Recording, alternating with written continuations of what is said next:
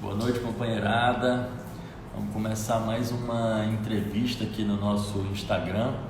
Hoje a gente tem a honra de ter como convidado o vereador Leonel Brizola Neto, do Rio de Janeiro. E ele carrega um legado muito importante, né, na sua luta. Daqui a pouco a gente está dividindo a tela. Vou só aqui fixar um comentário aqui para quem não segue ainda o nosso vereador Leonel Brizola poder seguir, e quem não segue ainda o nosso perfil poder assim fazer também, tá? Bem rapidinho. Leonel já solicitou aqui, vou só fixar esse comentário.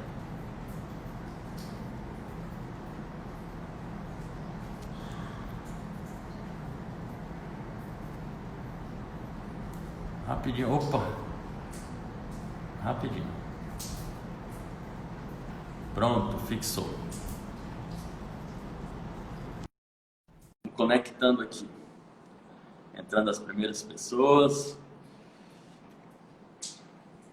Conectando, gente.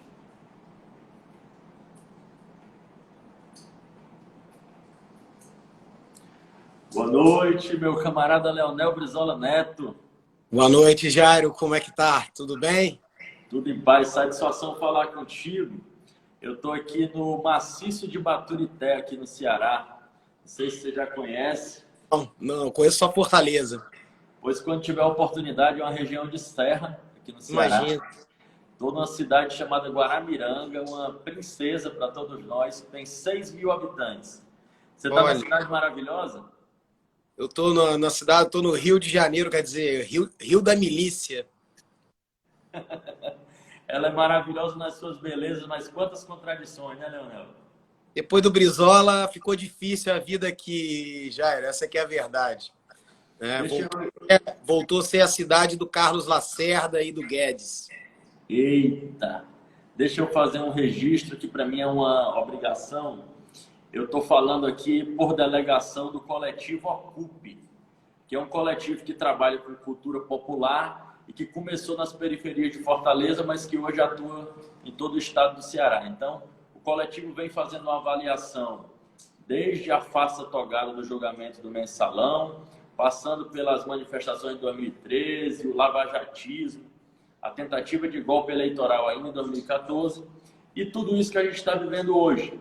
Então, o coletivo tirou que a gente deveria resgatar figuras importantes para tratar da questão nacional, né?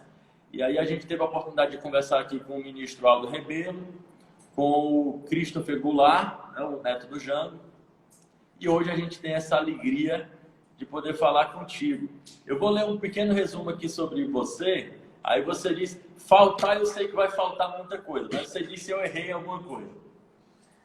Você foi eleito vereador no Rio de Janeiro pelo PDT em 2008 e 2012 e pelo PSOL em 2016. No último pleito, você foi reeleito com 11.087 votos. Você faz parte da Comissão de Direitos da Criança e do Adolescente na Câmara do Rio, defende o legado do seu avô, Leonel Brizola, e se declara socialista. Inclusive, teve uma polêmica muito boa que eu vi, viu, Leonel? Se der tempo, a gente conversa um pouquinho. Claro. Você se posicionou contra a posição do imperialismo lá com relação à Coreia do Norte, aí teve uma grita de quem faz média, com a burguesia, né? Pois muito bem. Você também é autor do pedido de cassação do mandato do vereador Carlos Bolsonaro. Essas anotações estão corretas? Estão corretas. Eu sou, na verdade, sou trabalhista socialista. Pronto. Então, eu queria que você fizesse uma saudação inicial para essa companheirada que já está com a gente aqui. Olha, Jair, eu que quero te agradecer pela oportunidade de a gente fazer essa conversa. Obrigado por resgatar a memória do meu avô Leonel Brizola. Quero parabenizar vocês aí por todo o trabalho.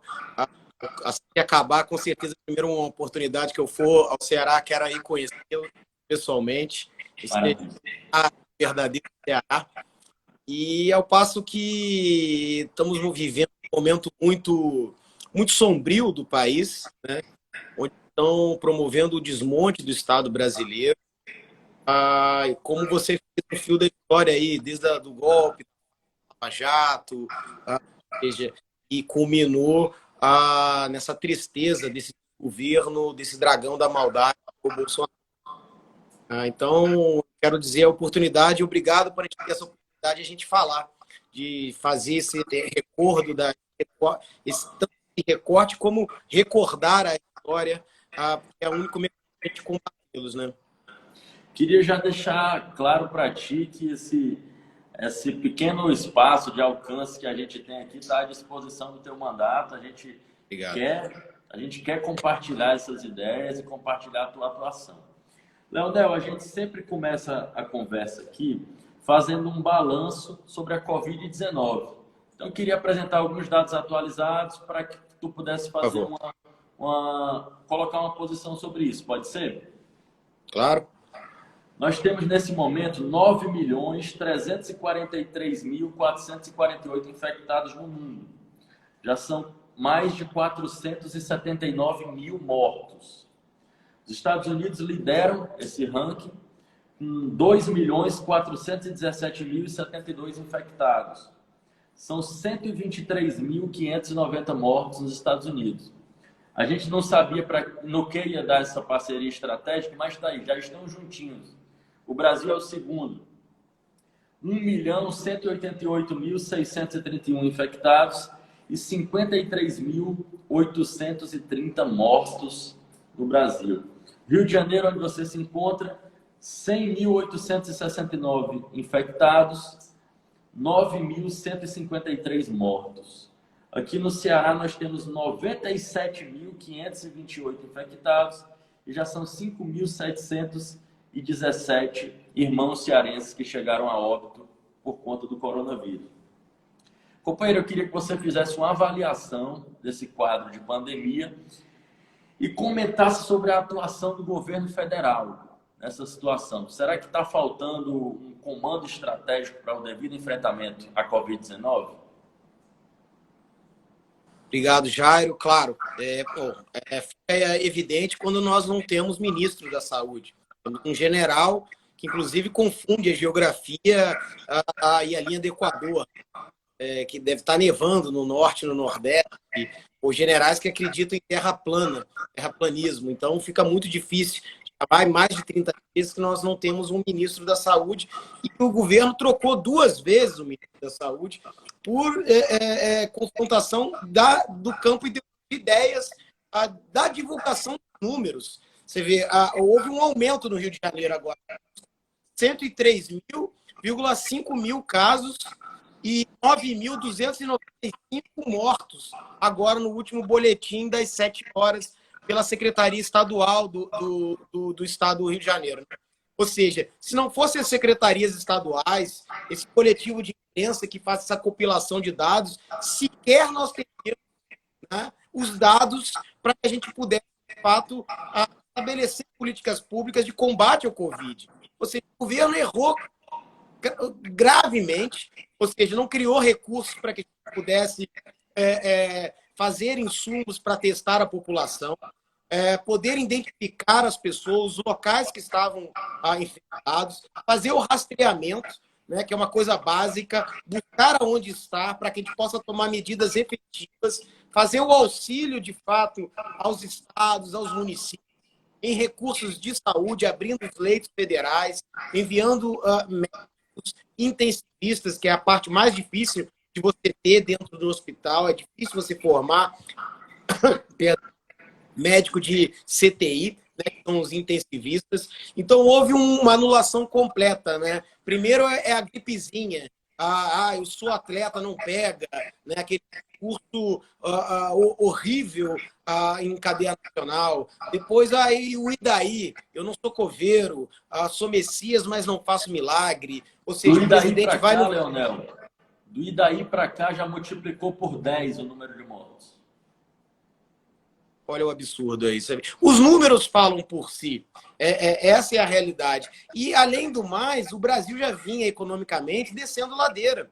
Né? Esse modelo econômico proposto pelo Bolsonaro não tem como dar certo. Né? É um governo que promove uma guerra cultural, ou seja, quem não é seu aliado é comunista, é vagabundo, é do mal, ou seja, é Satanás. Né? Naquela reunião ficou claro que ali o Brasil não estava ali dentro um grupelho, uma camorra de mercenários preocupado em assaltar os cofres públicos, aparelhar o governo para poder fazer um revisionismo histórico de 64 e uma guerra cultural. Né? Basta ver, a Fundação Palmares coloca alguém que nega o racismo. Hoje é aniversário do marinheiro João Cândido. Alguém que nega o racismo num país, um dos países mais do mundo. Né? É um racismo estrutural, inclusive na economia, que promove cada vez mais a miséria do povo negro, preto de tão pobre, pobre de tão preto. Ou seja, fica claro e evidente que não há, a parte do governo, uma vontade de diminuir nosso subdesenvolvimento. Pelo contrário, ele está agudizando ainda mais, formando o país uma verdadeira, como dizer, uma verdadeira plantation, uma grande plantação para exportar, né? Aquilo que o Brizola falava das perdas internacionais da economia. Você falou uma coisa que eu já lembrei do seu avô, que o Brizola falava que o neoliberalismo, para se manter de pé, ele necessariamente tinha que vir casado com um sistema autoritário. Por quê? Porque em um polo ele concentra poucas pessoas com muita riqueza e no outro vultuosas massas à mercê de vulnerabilidades, não é isso? Perfeito, exatamente. E por isso que o neoliberalismo gosta muito da polícia para dar pancada. E você vê isso nos Estados Unidos, você vê isso aqui no Rio de Janeiro, São Paulo, nas grandes capitais. Ou seja, aquela velha questão, a questão da miséria, a questão de tratar com pancada, porque os pobres eles não têm, fato pelo Estado, políticas públicas para que tirem a população da miséria, tem a emancipação popular econômica, que era praticamente um CIEP, você dá qualidade de educação, preparar para o mercado de trabalho, proteger a família, ou seja, criar infraestrutura do Estado com indústria forte. Você vê o SUS. Vivemos um momento híbrido do SUS, onde sai recurso do dinheiro público para o privado, mas não vai do privado para o público. E aí nós não temos uma carreira de profissional de saúde no SUS e nós não temos uma indústria base para alimentar o SUS, que possa ter máscara, equipamento, tecnologia. Ou seja, o Rio de Janeiro tem aqui a Cruz, que tem a Armanguinhos, que produz vacina, remédio, e foi praticamente bombardeada. Nós estamos importando remédios da Índia. Quer dizer, uma entrega total do país ao estrangeiro, deixando cada vez nós mais dependentes economicamente, principalmente dos Estados Unidos. Então, é uma situação gravíssima. Eu estava vendo uma matéria agora, antes de passar a bola, há uma fuga de capitais absurda no nosso país nos últimos anos. Nesse ano, e nesse mês agora, último, há uma fuga de 120 bilhões de reais, né, por vários motivos. E um dos motivos também, 29 empresas de acionistas que compram títulos e negociam, falam, olha, com essa política contrária ao meio ambiente, nessa política contrária aos direitos humanos, nós não queremos investir no Brasil.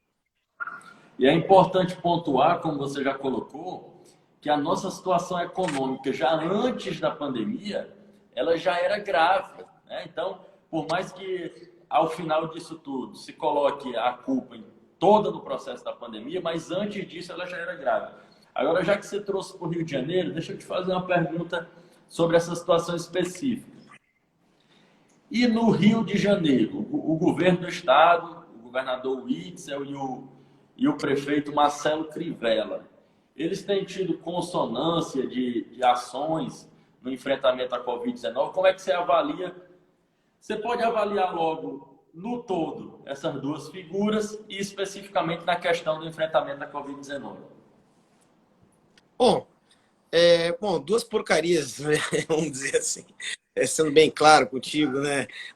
Vamos por parte, né? O Crivella, no início, tomou medidas adequadas à contenção, né? O isolamento, já tinha importado equipamento, mas se nós olharmos a trajetória do Crivella na prefeitura durante os 4 anos, uma das primeiras medidas do Crivella foi demitir 6 mil profissionais da área da saúde, e principalmente aqueles que faziam atenção básica da saúde, que agora estão nas favelas, tomando contas, identificando casa por casa, monitorando, ou seja, você vê o alvo, vê a dona Maria que está contaminada. Quantas pessoas tem na casa dela?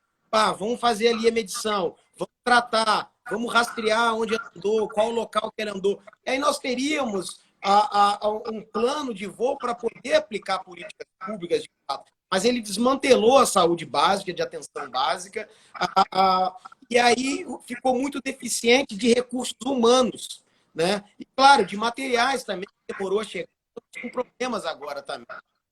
E aí, no primeiro passo, em março, ele tomou isolamento e aí começou a ser muito bombardeado.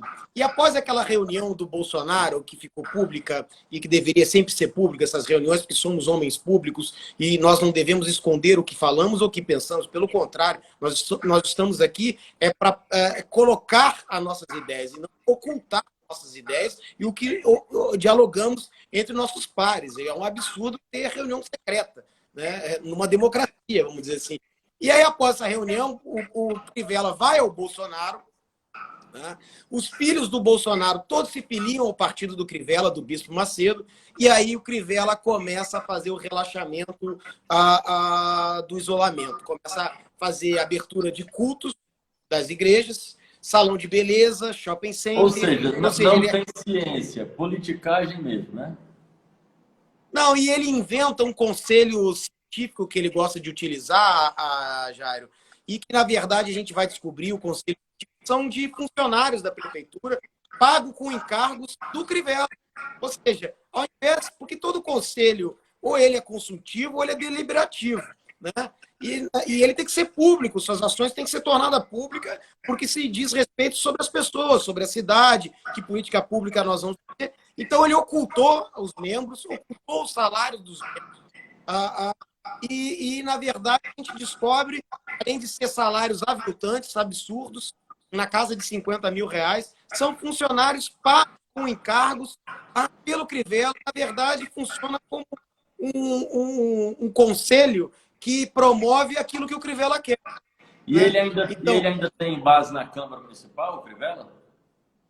Tem bastante, porque como é que ele faz? Ele deu alguns cargos, né? O Crivella tomou 3 tentativas de impeachment ao longo desses 4 anos, 2 foram a voto, né? E aí ele fez o toma lá da cá. Ele resgatou uma questão no Rio de Janeiro que estava um pouco apagada, que é curral eleitoral, então ele começa a pegar na prateleira, dá um cargo, e aquele cargo divide. Tanto é que nós descobrimos que o Crivella colocou de encargos, ou seja, fora do orçamento, 340 milhões para determinadas secretarias de aliados políticos do Bolsonaro. Né? Ou seja, tanto o Crivella começa com aquela fraude lá atrás que tomou o primeiro impeachment, é uma reunião no Palácio da Cidade, que ele fura a fila das cirurgias de catarata no episódio da Márcia. Depois ele coloca um tomógrafo na igreja do Reino de Deus, do tio dele, no pátio, dá 500 mil reais um tomógrafo que até agora não funciona. Em vez de colocar numa unidade de saúde lá dentro da Rocinha, ele coloca no pátio da Igreja Universal, que é em São Conrado, do lado da Rocinha. Né? E aí depois começa claramente o uso da máquina pública de forma eleitoreira na distribuição das cestas básicas. Ou seja, não há transparência. E uma coisa que fica clara, temos uma maior rede americana de educação, são mais de 600 mil alunos.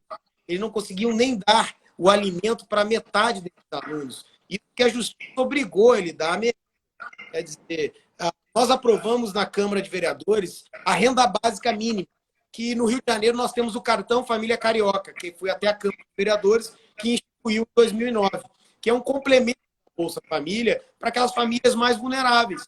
E nós aumentamos o arco do cartão Família Carioca, inserindo os autônomos, as pessoas que precisam ganhar seu dinheiro no dia a dia, manicure, ambulante, ou seja, precisa ganhar, né? O motorista do aplicativo, o taxista, ou seja, ampliando a gama para que as pessoas possam fazer o isolamento social, fazer o isolamento com a geladeira cheia, não ter que ir para a rua e colapsar o sistema de saúde como estava colapsando. Né? O Crivella vetou e não aprovou. E o governo Witzel acabou? Tá, é um cadáver ambulante. Na verdade, ele se elege com a bandeira do Bolsonaro, é um despreparado, um autoritário, não tem prática política algum, muito autoritário. Lembro aqui que ele fez campanha "Vamos atirar cabecinhas", né? Tem um episódio de um sequestro de um ônibus na ponte Rio-Niterói, ele desce de helicóptero, comemora que o cara atirou na cabeça, matou o sequestrador, que era uma faca, que era um cara perturbado totalmente, que poderia ter se negociado de outra maneira, levado a mãe dele para negociar, sabe? Não, já mandou de cabeça, comemorou, ou seja, não fez uma base política, e ficou claro agora, os médicos, enfermeiros e fisioterapeutas estão 3 meses sem salário no Estado. 3 meses sem salário. Quer dizer, há uma clara corrupção no sistema de saúde na compra de respiradores, de ventiladores, mecânicos, dos hospitais de campanha. O instituto que ele fez o convênio, que é o IABAS, que é uma organização social, ele foi proibido de fazer convênio com a prefeitura, porque dentro da prefeitura ficou comprovado, que era uma empresa desonesta. Além de não pagar os direitos trabalhistas dos seus empregados, né, as rescisões de contrato, ela negava as verbas rescisórias. Então não tem como reverter, né? Não tem como reverter. Não tem como reverter, Jário. Ele vai tomar o impeachment, ele pode tentar abrir o governo inteiro, dando cargo, aumentando cargo. Rio de Janeiro está numa situação gravíssima de dívida. Deixa eu te dizer rapidinho, Leonel. O Christopher Goulart, o neto do Jango, né, nosso amigo, coloca aqui: salve Jairo, orgulho desse vereador Leonel Brizola. E o ministro Aldo Rebelo, que junto com a dona Rita, coloca: muito bem, Jairo, parabéns pelo encontro. Grande ministro, grande nacionalista, né? E a gente está precisando disso, de pessoas com visão estadista, e não esses arrevistas que tomaram conta do poder. E esse é o problema. É o que eu diria, que o Brizola falaria muito claro: é tudo farinha de saco diferente, né? Witzel, Crivella, Dória, Zema, tudo não tem experiência alguma, não tem participação política partidária. Nós desconhecemos o que defenderam, o que fizeram na vida, não tem experiência de gestão pública e são medíocres.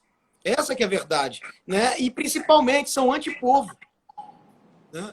Defende um projeto que não tem como mais dar certo no mundo, que é o neoliberalismo. E parece, Leonel, que parte dessa frente amplíssima contra o Bolsonaro queria um governo Bolsonaro sem o Bolsonaro. Porque queria toda a agenda do Guedes, mas não queria os arroubos do Bolsonaro. Deixa eu te passar aqui uma pergunta do Paulo Henrique, do Coletivo Ocupe, que ele coloca o seguinte: claro. Em dezembro de 2015, a presidente Dilma Rousseff sancionou a lei que inseriu o Brizola no livro de Heróis da Pátria. Há 16 anos atrás, o Brasil perdia Leonel de Moura Brizola. Quais as suas memórias familiares do governador Brizola? Olha, Jara, eu tive a oportunidade de trabalhar ao lado do meu avô, uma espécie de secretário particular, em 94, quando ele se desincompatibiliza do governo do Estado e se lança candidato a presidente. E ali, praticamente até o final da vida do meu avô. Ali eu tive a experiência de observar a prática com quem ele falava, com quem ele não falava, conforme a política nacional, conforme a conjuntura nacional. Eu vi ele atender de todas as matizes políticas e a maneira como ele dialogava, como é que ele fazia política. Então, para mim, foi um grande aprendizado desse humanista, desse herói nacional no livro da pátria brasileira. Ou seja, a prática política do Brizola, a coerência das ideias do Brizola, essa que é a diferença total. Deixa eu só ligar a luz aqui. Essa é a diferença total do Brizola diante dos outros quadros, né? A maneira como ele fez a administração quando era prefeito em Porto Alegre. Deixa eu só carregar aqui que vai. Deixa eu só botar o fio para carregar antes que caia. Que eu esqueci de carregar.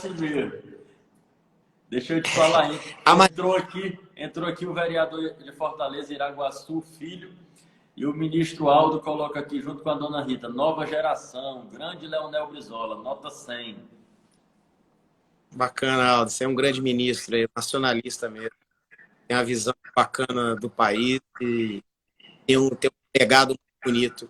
E aí, voltando à administração do Brizola, desde que ele foi prefeito, construiu mais de 130 escolas, quando ele governador, mais de 6 mil escolas, recuperou o parque elétrico, a indústria de base do Rio Grande do Sul, aproveitou recursos que tinha naturais do Rio Grande do Sul, como carvão, madeira, e se utilizou disso, de fato, para poder fazer a construção do Estado do Rio Grande do Sul, aproveitou toda a expertise dele nesse lado, para quando chega no Rio de Janeiro, né, além do episódio épico da legalidade no Rio Grande do Sul, derrotou uma tentativa de golpe da direita pela primeira vez na história.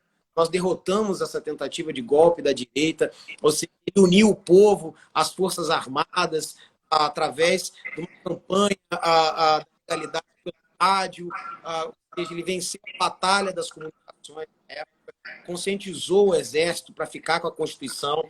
Então, aquilo que sempre chamaram Brizola de incendiário, de uma pessoa intolerante, pelo contrário, Brizola sempre esteve pautado pela Constituição e pela legalidade, sempre através da democracia. Seus atos, todos eles são pautados pela razão histórica. Qual é a razão histórica? É o patriotismo e o bem-estar do povo brasileiro. E ali constrói todo esse currículo belíssimo, né? Deve ser colocado para as outras gerações, esse legado deve ser à frente. No momento de pandemia, você vê qual o problema do Witzel, do Crivella, do Zema, essa turma aí que te diz novo, mas é mais velho que a República. Eles acham que vão chegar lá no executivo, vão abrir o cofre e o dinheiro vai estar lá. E eles vão saber fazer as medidas que eles querem. Então vamos vender que a gente consegue. Né? Aquilo que o Brizola fala, vende tudo aqui da sua sala, vende a televisão, vende o sofá, vende a cadeira, vende o móvel, daqui a pouco não tem mais móvel nenhum, nem para você arrumar a sala. Então essa falta de experiência, né, leva ao colapso das finanças públicas. Então, Brizola, com toda a experiência dele, emite títulos da dívida pública do Estado, paga no dia, ou seja, recupera lá na frente, utiliza a troca a materiais como o do Rio Grande do Sul, em abundância, as madeiras em excesso que ele constrói em escolas, consegue contratar os professores da rede pública, mais de 40 mil, e também não descuida da rede privada, porque era importante para poder fechar o laço das matrículas, para não deixar nenhuma criança fora da escola, mesmo aqueles que podem pagar, naquela época tinha deficiência, ele faz uma permutagem com as escolas privadas, professores, e aí eles cedem matrículas da rede pública que não conseguiu se preencher no município ou no estado. Ou seja, faz uma parceria. Né? Ou seja, essa visão do Brizola que nem tem no Rio de Janeiro. No momento, eu falo isso sempre, no momento de uma inflação absurda, na década de 80, né, o saco de cimento estava de manhã um valor, à tarde era outro, à noite era outro. Você vê, tinha até uma maquininha no supermercado que você ficava apertando para o preço cada hora subia. Né? Você tinha que rapidinho comprar um produto que em uma hora já era outro valor. Ele constrói a fábrica de escola. Né? A fábrica de escola gera emprego, ela gera renda, distribui renda, fornece o cimento, tem o concreto pré-moldado, armado, com uma espécie de bloco de dominó, vai encaixando dominó, ele vai todo sendo montado, fácil de transporte, ou seja, 30% mais barato do que uma escola normal, que a gente está falando de um terreno de 10 mil metros quadrados, uma grande escola, e aí fornece aquele grande material desse encontro do Brizola, o político a favor do povo e da nação, Darcy Ribeiro, o gênio da educação, que mentalizou o prolongamento do útero materno naquela escola, e o gênio da arquitetura Niemeyer. Ali, eu acho que travou.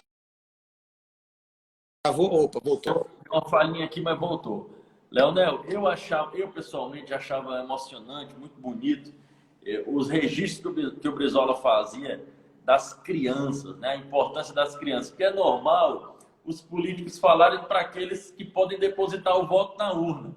Mas ele falava muito para a criançada, eu achava isso lindo. O ministro Aldo coloca aqui, Brizola foi vanguarda no Rio Grande do Sul, no Rio de Janeiro e na defesa do Brasil. O Iraguaçu Filho, nosso vereador aqui de Fortaleza, manda um abraço para mim, eu devolvo, meu querido. Pois muito bem, Leonel, deixa eu te fazer mais uma pergunta aqui do Coletivo Ocupe.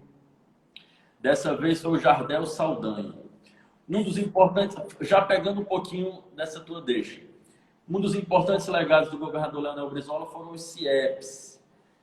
Ele pede para você falar um pouco que você até já falou, mas ele Sim. também pede que você avalie por que foi descontinuada essa política tão importante que foram os CIEPs. Bom, o primeiro passo, você vê, o Brizola coloca na agenda política o compromisso com a criança. Então, dizer, o compromisso número 1 era com as crianças. Né? E é o que você falou, a criança não vota. Né? Você via a campanha do Brizola, um monte de criança indo atrás, e o Brizola naquela época podia distribuir brinde, distribuir um boné. Parece que estavam adivinhando que, na verdade, estava a política dele era voltada para né, para salvar as crianças, salvando as crianças. Ele, na verdade, estava salvando as famílias brasileiras. Estava de verdade construindo o projeto do CIEP para a gente que é dorsal desse projeto neoliberal, né, um projeto homofóbico, de divisão de classe, ou seja, de aumento da pobreza, porque não divide a riqueza desse país. Então, por exemplo, tinha na quinta série, uma cartilha, Jário, que dizia o seguinte, fazia com que a criança tivesse uma autocrítica, uma crítica, um pensamento crítico. Por que educamos as nossas crianças, perdão, por que tratamos os trabalhadores de baixa renda como com desprezo? Por que tratamos os índios como um ser atrasado? Por que educamos as meninas para a submissão, repetindo os mesmos equívocos da nossa sociedade? Por que o negro tem a necessidade de alisar seus cabelos, perdendo sua negritude? Quem somos e da onde viemos? Por que o Brasil se isola perante seus irmãos latinos-americanos? Ou seja, aí estava a chave, inclusive, para quebrar o racismo estrutural que tem no país, que reflete, está enraizado na nossa economia, nesse modelo econômico que o Brasil sempre criticou, que é um modelo que só produz desigualdade. Nós somos o país com a maior taxa de desigualdade do mundo, com uma elite desumana, que não quer dividir, que é escravocrata, escravocrata.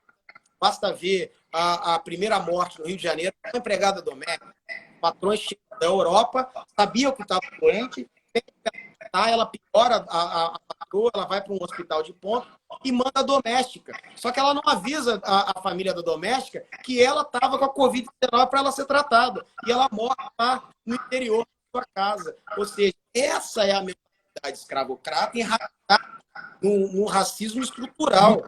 Leonel, muito também simbolizada naquelas carreatas, né? Em que o capital faz uma carreata, para quê? Para ficar protegido em casa, enquanto os trabalhadores deveriam sair de casa para manter a margem de lucro daqueles que iam se proteger em casa. É impressionante, né? Mas deixa eu avançar um pouquinho aqui. Eu quero agora tocar numa questão que ela suscita muita discussão no nosso campo político. O Brizola foi governador do Rio de Janeiro, do Rio Grande do Sul, mas ele foi uma liderança nacional, né? Não foi uma liderança regional. Eu queria saber da tua opinião sobre o tema da questão nacional, sabe? Porque a gente vê muito a discussão fragmentária, né? Assim, sobre questões importantes, relevantíssimas, né? Do racismo, da homofobia e tal. Mas eu queria saber de ti qual o legado do Brizola e qual a importância da gente colocar a questão nacional como centralidade da discussão política, em especial do nosso campo. Qual o apontamento Brizola já no Rio Grande do Sul, tanto na campanha quando o governador ele encampa duas empresas estrangeiras que prejudicavam o desenvolvimento do Rio Grande do Sul, que era a Bond e Enxerga, a eletricidade, um atraso enorme de eletricidade, chegar de elétrica, faltava luz no meio do dia, havia um prejuízo enorme para a indústria competir com os outros estados e poder, inclusive, avançar no seu desenvolvimento, diminuindo a pobreza da sua população. Então, Brizola primeiro chama para o acordo e ele comprova, olha, vocês não estão reinvestindo, vocês não pegam, vocês não reinvestem aqui o dinheiro do lucro, vocês estão mandando todo o lucro para fora do país. Né? Aqui os próprios municípios estão colocando postes, estão tendo que botar a linha de transmissão elétrica, vocês sequer estão fazendo isso. O equipamento de vocês são velhos, obsoletos, está prejudicando, e não negociam. Então o Brizola vai na justiça, comprova, né? O Estado do Rio Grande do Sul tinha um dispositivo na sua Constituição estadual, graças ao Getúlio, que possibilitava esse mecanismo de encampação, né? Dado que você tem um investimento ou um retorno de determinada empresa, e ele encampa a empresa. E logo depois ele faz uma luta com a ITT, que é a grande truste imperial. Ou seja, Porto Alegre, você tinha 1 hora e 30 minutos, às vezes, para você ter sinal para falar com São Paulo e Rio. E era uma lógica no país inteiro. Ou seja, a telefonia não funcionava. E era a mesma lógica da Bonda Encher, a ITT, ou seja, pegava todo o dinheiro aqui, que era altíssimo, era caríssimo para você, né, para você falar no telefone. E comunicação é tudo. E comunicação, como é que você faz? É desenvolvimento, é que nem eletricidade. Você não tem como prosperar sem esses dois mecanismos de avanço no desenvolvimento. E aí, até Rio de Janeiro e São Paulo, tanto Lacerda como Adhemar de Barros, quiseram estar aí também, mas não conseguiram ver a força que o Brizola tem. Então, o Brizola lá atrás já viu que o país só pode ser desenvolvido se de fato nós desenvolvermos o parque industrial, vem da linhagem do Getúlio, claro, Getúlio deixa esse belíssimo legado, né? Se nós não protegermos a classe trabalhadora com medidas protetivas de direito, com uma aposentadoria decente, né? Com um parque industrial tecnológico avançado, com uma educação plena que vai formar a base do caldo industrial e tecnológico, para essa juventude ter um emprego no mercado de trabalho decente que possa prosperar com a sua família, né? Nós precisamos combater esse desenvolvimento em cima do subdesenvolvimento. Ou seja, essa teoria da dependência econômica recaiu sobre a América Latina e sobre o Brasil, acima de tudo, né? Por isso ele cunha com o termo as perdas internacionais da nossa economia. Esse é o maior legado do Brizola. Esse é o maior combate do Brizola. Ele entendia, que nem ele falava, olha, há como se é um grande lago no nosso país, região sudeste, que suga de todas as outras partes do país, do norte, do nordeste, do centro-oeste, do sul, faz um grande lago na região sudeste e é dragado tudo para fora, ou seja, com todos os nossos recursos naturais, todos os nossos recursos energéticos e ainda mais aumentam a exploração da mão de obra, que é o que nós temos hoje, né? Nós exportamos soja cru, couro, quer dizer, minério, o petróleo está sendo exportado, ele cru, ou seja, e quem fica para cima da gente? A superexploração do trabalho. O jovem hoje está sendo jogado para ser entregador do Rappi, do iFood, ou ter que trabalhar horas e horas no Uber e não ter sequer um salário mínimo, ou seja, pedalar 10 horas por dia, ficar todo estropiado e ganhar um salário mínimo. Quer dizer, você nunca vai evoluir, você nunca vai sair daquela sua condição de subdesenvolvido, de miserável. Quer dizer, não há evolução. Então não há felicidade. Como é que você vai ser feliz se você não tem uma casa decente para morar com a família? Se você não tem um sistema de saúde que vai te dar tranquilidade para você ter todos os tipos de tratamento.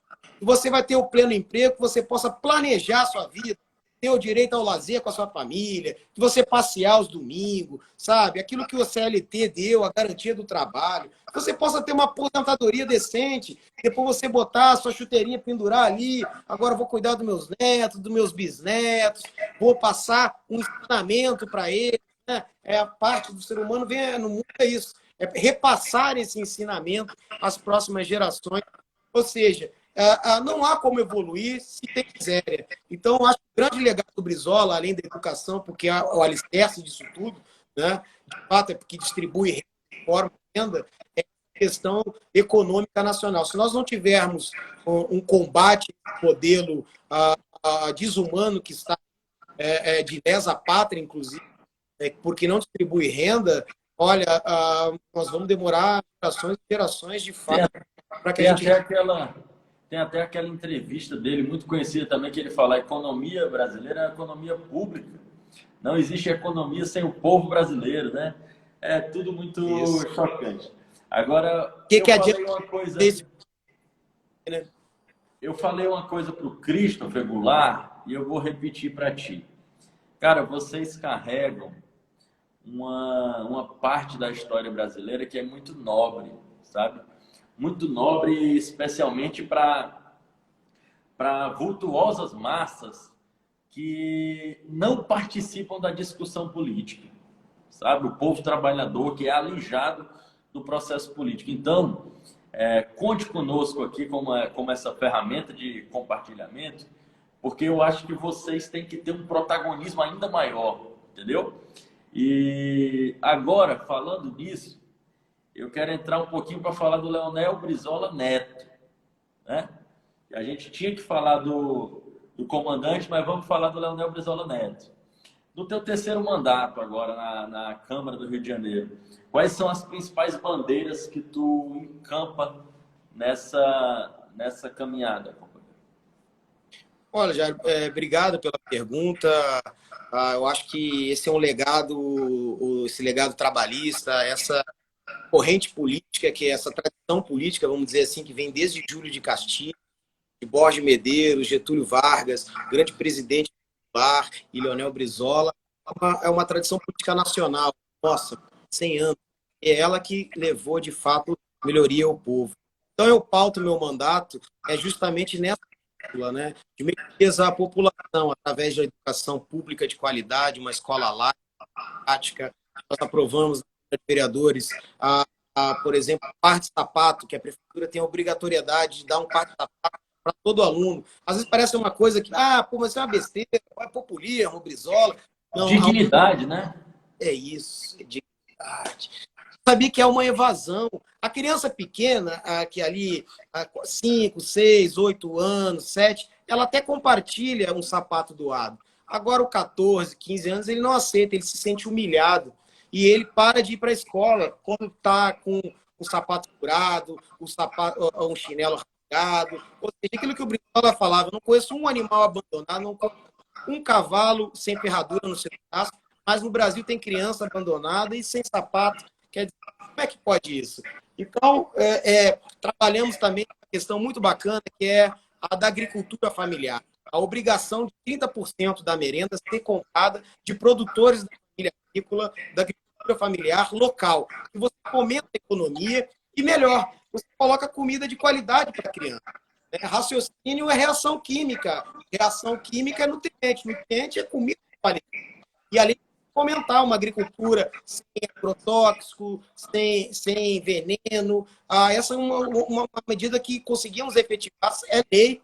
E uma outra lei que a gente aprovou, que é muito bacana, que a gente acabou aprendendo muito, que é uma evasão com as meninas sobre a questão da menstruação.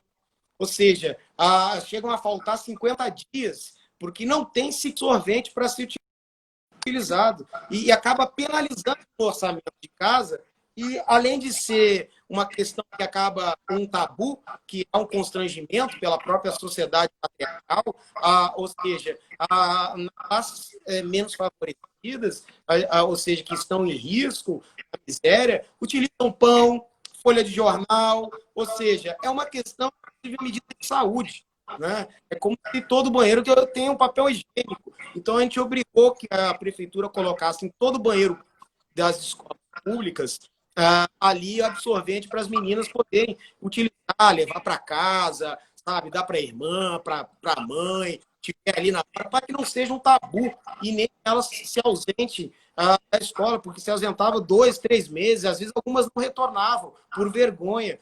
E claro, não há uma discussão, às vezes, dentro da família. Então, é uma prevenção de saúde, é uma questão de dignidade também. São 3 projetos que a gente trabalhou muito. E outras questões também contra a exploração desses aplicativos. E aí pode adentrar.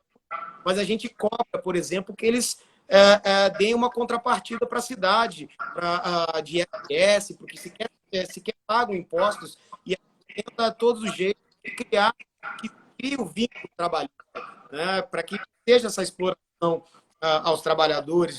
E, além do que, há uma espécie de dumping, monopólio do transporte, que é gravíssimo para a cidade.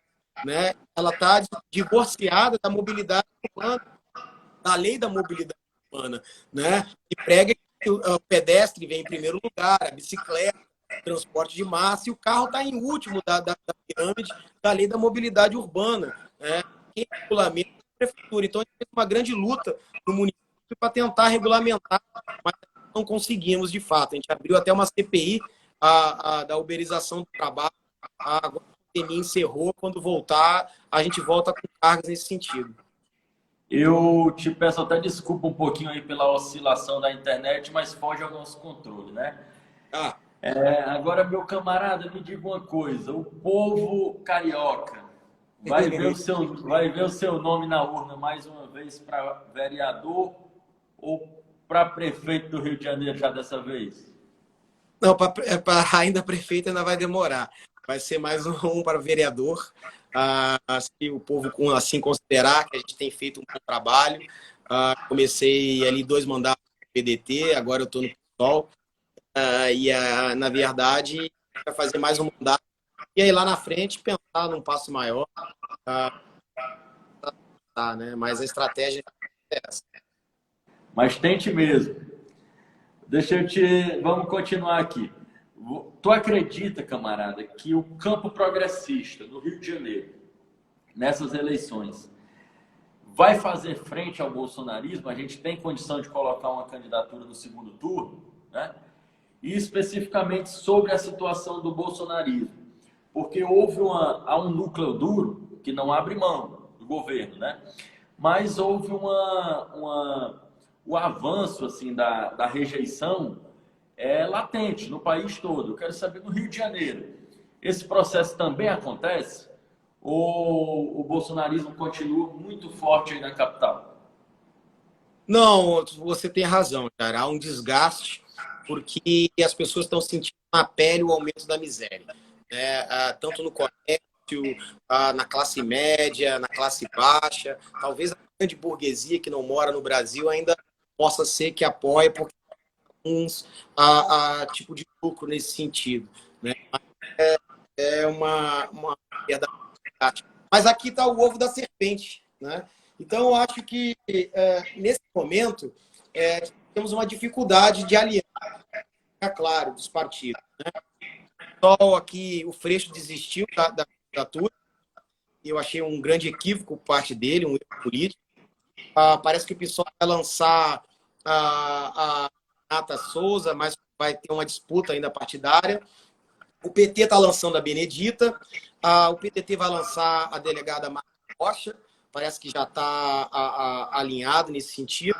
Agora, o candidato do Bolsonaro é o Crivella. E o Crivella tem uma rejeição absurda, né? Eu acho que é o grande momento da esquerda agora avançar na prefeitura da cidade do Rio de Janeiro. Eu tenho quase certeza que a esquerda vai no segundo turno.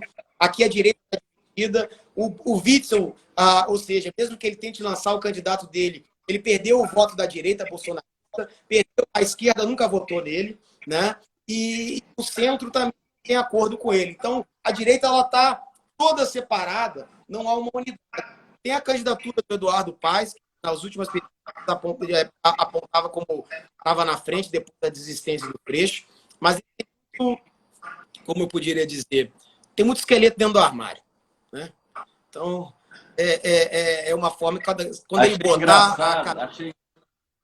Achei engraçado, Leonel, que no segundo turno, entre o Witzel e o Eduardo Paes, até aquela página, eu não voto em Eduardo Paes, declarou o voto no Eduardo Paes só para não votar no Witzel. Ó, fazer um registro Temos que aqui. apertar 25. Nós fechamos Paris. Demais. A Sara estamos... Herbênia coloca, Jair, você arrasa, eu agradeço. O José Ednardo, que é secretário de Meio Ambiente aqui de Itapiúna, aqui no Ceará, também manda um abraço aqui, a gente retribui. A Alessandra Benevides, seria interessante uma união da esquerda, essa fragmentação é o que nos tem feito perder pleitos importantes, bacana. Eu peço até desculpa por não estar registrando todo mundo, eu tenho que extrair o máximo aqui dessa conversa, porque o Leonel, ele é muito solícito, mas ele é um cara que todo mundo está querendo falar com ele, então vamos aproveitar. Vamos aqui. O PSOL, ele cresceu nas últimas eleições, né? Você vê que ele tinha uma bancada de 5 deputados federais, foi para 10, dobrou. Então me fala uma coisa, você acredita que o partido caminha para ser uma alternativa viável para o campo progressista a nível nacional? Olha, eu começo pelo Rio de Janeiro, porque depois da morte do Brizola, houve um apagão no campo da esquerda aqui. E o PT aqui nunca conseguiu substituir essa ausência do Brizola, ao passo que o PSOL com o Marcelo Freixo, aos poucos, foi assumindo esse protagonismo, com o discurso, claro, dos direitos humanos, né? Aquela coisa que o Brizola traz dos direitos humanos, não uma questão internacional, mas para o menino pobre da favela, né, que vive ali sem a casa de palafita, de esgoto a céu aberto, ou seja, para a realidade do povo brasileiro, para dentro da miséria, porque é isso que é direitos humanos, é a Constituição Federal, né, aqui a dignidade humana, a inviolabilidade do lar, as garantias constitucionais, fazer valer o Estado democrático de direito. Ao passo que o PT não conseguiu preencher essa parte, e o PSOL, com o Freixo, consegue. Professor, no combate à milícia, que é, de fato, um crime organizado na cidade do Rio de Janeiro, ele consegue avançar com pauta de... E não é fácil fazer essa luta contra as milícias, hein, Leonel? Mataram uma vereadora, né? A minha colega, eu sentava perto dela, uma pessoa genial, família brisolista, da Maré. Ela era... Fala um pouquinho da Marielle, fala um pouquinho pra gente dela. Pois é, uma pessoa que tinha uma visão diferenciada, uma pessoa que falava pausadamente, com uma voz mais rouca. Ela tinha uma projeção de futuro muito grande, trazia as pautas da questão da mulher, importantíssimo, da mulher negra explorada, do favelado, dessas ações violentas da polícia, do trabalho que ela fez junto com o Freixo em denunciar esse crime organizado da milícia, ocupação território. Então ia avançar muito ela, viu? Ia ser uma figura nacional, você pode ter certeza. A maneira como ela se postava, a maneira como ela falava, a voz dela era de fato muito diferente. Então é um crime que nós precisamos saber quem mandou matar, porque há ligações com esses grupos políticos que estão no poder, há ligações com a família, não sei se diretamente, mas os assassinos foram nomeados pela família Bolsonaro. Né? O Flávio Bolsonaro homenageou o Adriano na cadeia, com a maior condecoração do Estado, a medalha a dentes. A filha e a esposa do Adriano estavam no gabinete do senador. Quer dizer, moravam no mesmo condomínio. São muitas coincidências, sabe? Que tem que ser apuradas. Num crime bárbaro, no meio de uma intervenção militar. O Rio de Janeiro estava sob intervenção militar. E quem matou ela... Né? Pode falar. Para nossa tristeza, a gente está chegando na reta final. E eu ainda tenho duas perguntas para te fazer, tá? A gente ainda tem 8 minutinhos, porque o Instagram, tu sabe, ele interrompe a gente aqui quando dá 1 hora, ele é arbitrário. Tentar ser mais Não, preciso. mas a gente ainda tem 8 minutinhos. Eu queria te perguntar sobre o pedido de cassação do mandato do Carlos Bolsonaro, né? Porque a gente, vendo de longe, a gente já via que ele sempre aprontava ali na Câmara. Teve um gesto muito feio contra foi até candidato a governador pelo PSOL, o Tarcísio, né? Teve um gesto dele muito feio contra o Tarcísio. E aí você teve a coragem de entrar com esse pedido de cassação do mandato dele. Fala um pouquinho sobre isso.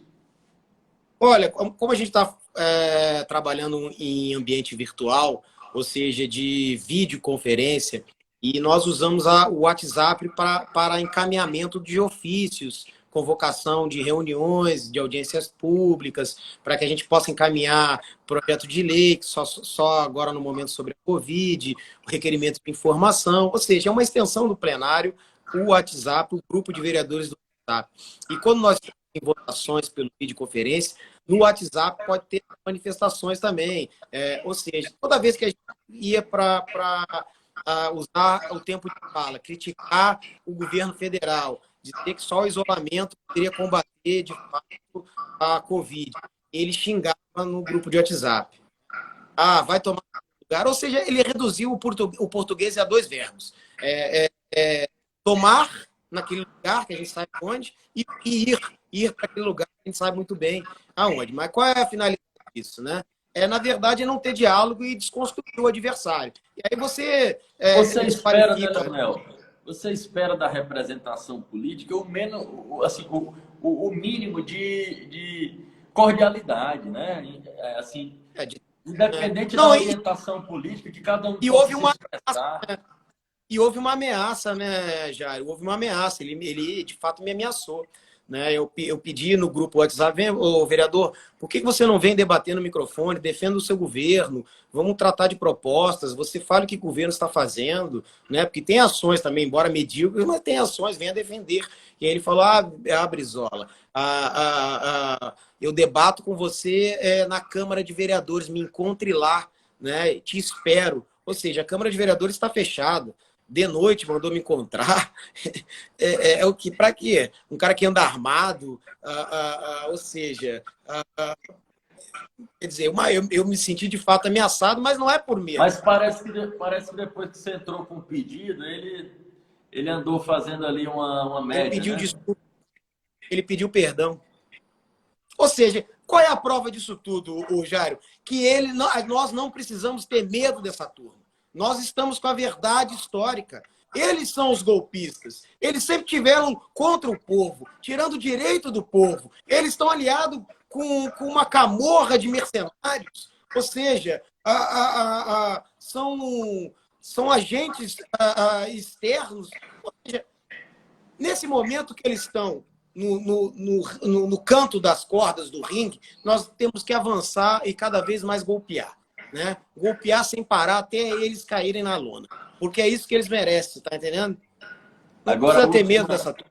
A última questão aqui que eu selecionei para te deixar aí com uma dor de cabeça com teus colegas de partido, sobre o PSOL ainda. Qual a perspectiva do nacionalismo dentro do PSOL? Porque a gente vê o PSOL muito na frente das lutas das questões identitárias, né? Mas existe a discussão do nacionalismo dentro do PSOL? Existe alguma semente dessa discussão? Sim, tem. Há grupos. O PSOL, na verdade, há várias correntes. Talvez esse é o que impeça de ter uma unidade nacional. Esse talvez seja o grande equívoco. O próprio Freixo se deu conta que é preciso ter um discurso nacional, tanto é que ele larga a candidatura de prefeito aqui, tenta construir uma questão nacional do partido. Você vê que ele está dialogando com o Ciro, está dialogando com a Marina, está dialogando com várias partes, com o PT, tentando fazer esse entendimento nacional. Então, isso mostra que tem essa intenção, tem por parte do companheiro Nildo Ori, professor da UFSC de Economia de Santa Catarina, que tem o projeto de Revolução Brasileira, que traz componente do trabalhismo, do nacionalismo. Ou seja, o próprio processo social forçou com que o partido tivesse essa pauta, de fato, uma identidade nacional, ter um caráter nacional. Não que a questão identitária não seja importante, claro que é importante, mas ela não pode estar desassociada, né, de não questionar esse modelo neoliberal, esse modelo excludente, esse modelo que gera violência, miséria, quer dizer, contra os direitos humanos, que promove o racismo, ou seja, ela não pode, senão, na verdade, ela está trazendo uma questão americana liberal. Não Como é que você vai, como é que você vai falar da luta antirracista e você vai propor esse conjunto de medidas econômicas, se a população mais atingida vai ser a população negra? Meu camarada, nós temos um minuto e meio para encerrar. Eu queria até deixar aqui um compromisso público. Eu queria que você me ajudasse a conversar com o Nildo Orix aqui também. Eu acho que é uma voz que é importante para essa questão nacional. Claro. Vou pedir para você fazer essa ponte. Mas, Manuel, faz as tuas considerações finais em um minuto.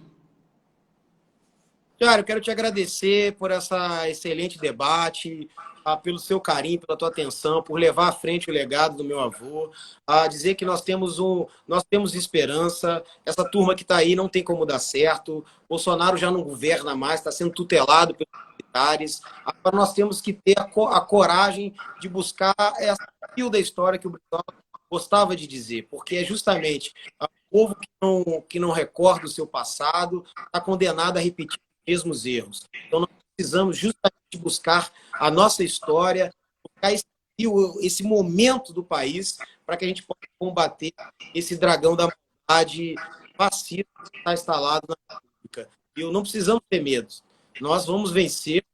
Agora nós precisamos, de fato, uma unidade, porque desunidos nós seremos degraus para a direita, mais uma vez, chegar ao poder. Meu irmão, te agradeço demais.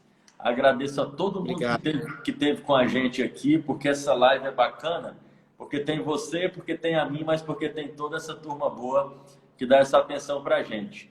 Vou fazer aqui o compartilhamento disso e eu mando para ti um forte abraço.